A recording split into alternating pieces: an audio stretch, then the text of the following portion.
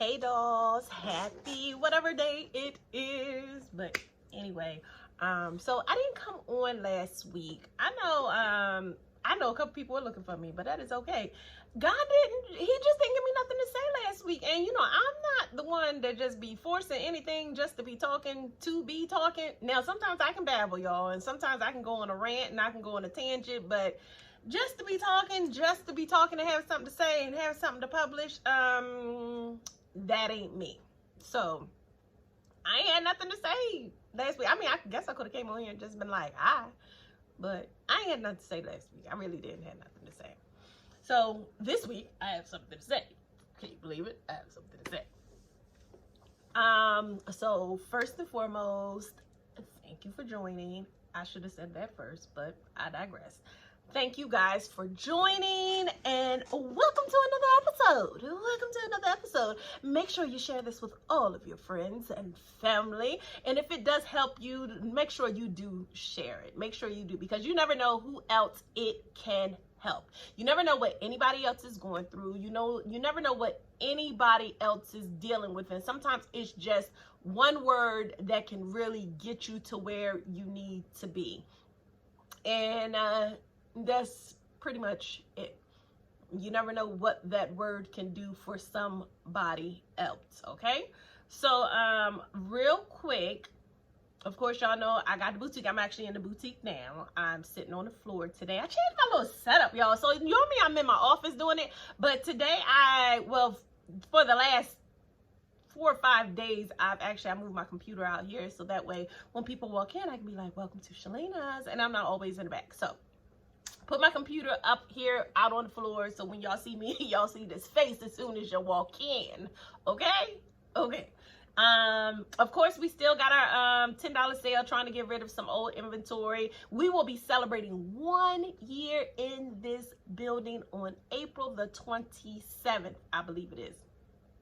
I think it is April the 27th. So we are going to be celebrating. So make sure that you guys stay tuned in. Make sure you sign up on the email list, shalinas.com, or make sure you sign up on the text list so that you can get notifications of what we're going to be doing all that week.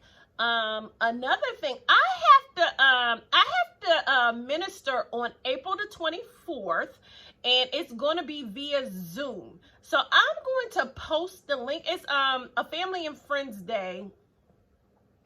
I gotta get the name of the church. I'm putting the name of the church in there too. I'm gonna say it's Mount Zion. I think it's Mount Zion. Don't quote me on that. But I'm gonna post the link in the notes. I want all of you to tune in. It is Zoom. It's on Zoom. You don't have to get dressed. You don't have to get out of your bed. As I tell my mama, go to Bedside Baptist and make sure y'all tune in and get this good word. I want y'all all to, who can, if you don't have church service during that time, I think it starts at 10 a.m. I need all of you to tune in for this good word that the Lord is about to drop on April the 24th at 10 a.m. 10 a.m. Drop it in the notes. I'm going to remind y'all this week. I'm going to remind y'all next week. So make sure y'all do tune in. All those that tuned in last week when I had to minister, I ministered at my own church. Thank you guys for tuning in. That was a fire word too. And that's what I'm going to remind you all today. So those that were not able to tune in on Sunday, I reminded people that help is on the way. Help is on the way. I need for you to understand that help is on the way. And I know sometimes it seems like, we call on God and we like, bruh, like, where you at? Like, I know you see me crying. I know you see me suffering. I know you see me going through. Like, where are you at? I need you right now. And I was telling somebody, I was like, sometimes, I don't want a word. I don't want to hear a word. I just need God just show up. Don't need to announce that you coming. Just like pop up. Don't give me a prophecy. Don't give me just pop up. I just need you to pop up on it. Pull up on me. Please pull up on me. And sometimes, we get these words and we hold on to the words. We hold on to the promises. But then when we get in the midst of the process, when we get in the midst of, going through to get to the promise that God said that we can have, we tend to let go of doubt. We tend to let go of our faith. We tend to start to worry, and we forget all about the promise during the process.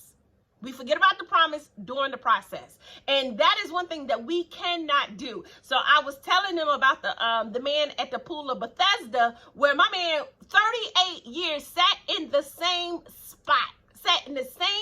Because he didn't have nobody to put him in the pool. He didn't have anybody to just lift him up, to carry him to get his healing. It seemed like everybody was passing him by. It seems like he was super duper invisible to everybody else. People were walking past getting exactly what he needed. He needed healing, but yet he was watching people walk by him, get in the pool and get healed, and then go on about their very business. And sometimes we feel like that. We feel like we watching people and they getting exactly what we asked God for. They're getting exactly what we think we should deserve. And we like wondering, where God at? Like, where is he at in my life? Like, I'm asking for you and you giving to everybody else around me like you forgotten about me? Like you forgot about me. But I'm here to tell you, God has not forgotten about you. He has not forgotten about you, because when Jesus pulled up, they say it was 5 porches and it were sick people laying all on the porch. But God seen him. Jesus seen him. Jesus went straight to him. Out of all the people that need help, God is coming straight to you. He sees you. He sees what you need. He sees how long you have been waiting. He's seen that you have been patient in what you have been dealing with. He's seen that you have been waiting patiently in that spot. And he's coming directly to you and letting you know, listen, you can be healed. Get up and go. Whatever it is that you've been praying for, I got it. He is coming along with your blessing. But sometimes it is a waiting period. My man waited 38 years. He waited 38 years. I'm not saying you got to wait that long, but just like the Egyptians and the Israelites, like the Israelites called for help in Exodus chapter 3, but God did not set them free until Exodus chapter 12. They had to wait 10 chapters in order for them to be set free. 10 chapters. I called on God in chapter 3. I called on God a year ago, and my God has still not shown up. But yet, in the midst of all those chapters, it was several times that God reminded them that I'm going to show you some miraculous signs during this process. I'm not going to let you go because I need for you to see my power. I'm not going to let you go because I need for you to see miracle signs and wonders. It was at least 4 times. I probably missed over some, but it was at least 4 times that God reminded them that you're going to see miracles through this process. And we get so focused. Listen to me, y'all. We get so focused on what we don't have and what we're going through that we do not even see God continuing to keep us. We don't see God continuing to protect us. We do not see God continuing to provide for us. We don't see that we have nothing missing and nothing broken. We just see the suffering that we are going through. But I am here to tell you that even in the midst of your suffering and even in the midst of everything that you're dealing with, God has continued to keep you. God has continued to provide everything that you need. And that is what matters, because he's going to bring you out. Because when he brought those Israelites out, he brought them out with everything they came with. Plus, he gave him the enemy's wealth. And you have to know that even though it may be taking a little while for you to get out, God is building a blessing for you where you're going to take everything you had, plus you're going to take everything that your enemy stole, and you're going to take their belongings. God is preparing something great just for you, but it's going to require you to have patience, because when you have patience, you will come out lacking nothing. God said, when I set you free this time, you're not going to lack a thing. You are not going to lack a thing, but you have to be willing to go through the process, and you have to be willing to look at the miracle signs and wonders that he is doing during the process. He is performing something great in the midst of your eyes, but the enemy is illuminating the negative where you're missing it all. You're missing the hand of God right in front of your face. He is doing something great. He is showing you that I am God in the midst of your troubles. I am God in your lowest point. I am God while you in the valley. But I am still going to be God when I put you on that peak. I'm going to still be God when I take you to that next level. I'm still going to be God when I elevate you to where you've been praying me to take you. But you have to know that I'm still God at your lowest point and your highest point. I can't just be God when everything is going good, but I want to be God, and I want you to worship me, and I still want you to praise me when you're at your lowest point, because I'm still going to keep you and I'm still going to provide for you. You have to remember that God is doing something crazy in your life right now, and you're wondering, like he told Moses, he was like, listen, I am going to harden Pharaoh's heart so that I can show you my miraculous signs. You wondering why your enemies ain't trying to get you out of that clutch. You wonder why the enemy and your adversary got a hold on you. It's because God is trying to show you a miracle and show you that when he sets you free this time, you're coming out with what you came with plus more. You are, but your job is that you got to stand. You have to stand. You can't give up. Do not lay down and allow the enemy to take everything that God has prepared for you. God prepared them. Listen, when they came out, Exodus 12, I want to say 34.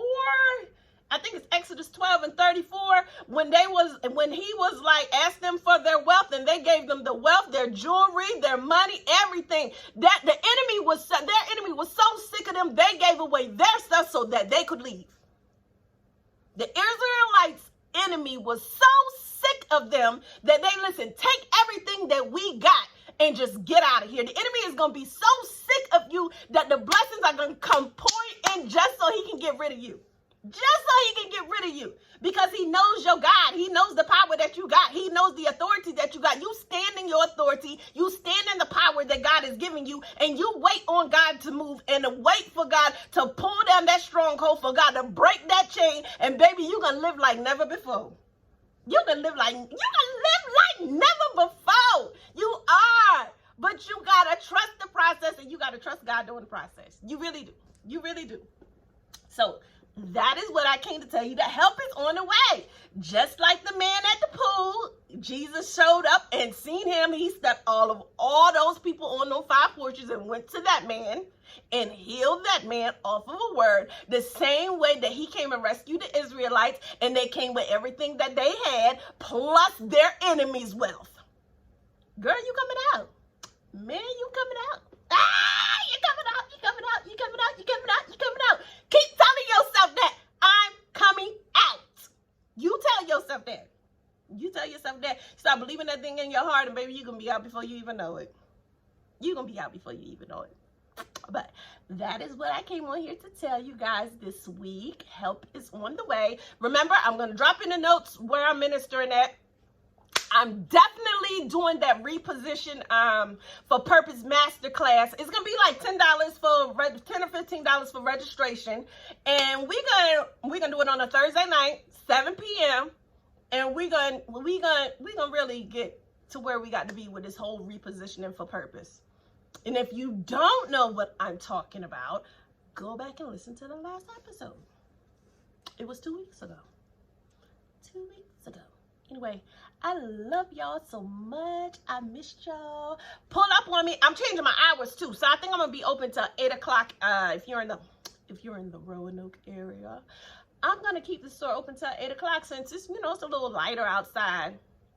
So I think we're gonna be open from like 1 to 8, 2 to 8. I'll let y'all know formally what it is. Also, your girl's birthday is coming up, May the 26th. Sis is gonna be 40. I'm gonna be 40. I know, I don't look like it. I don't look at it. People look at me all the time. You got a 21-year-old? You have a 19-year-old?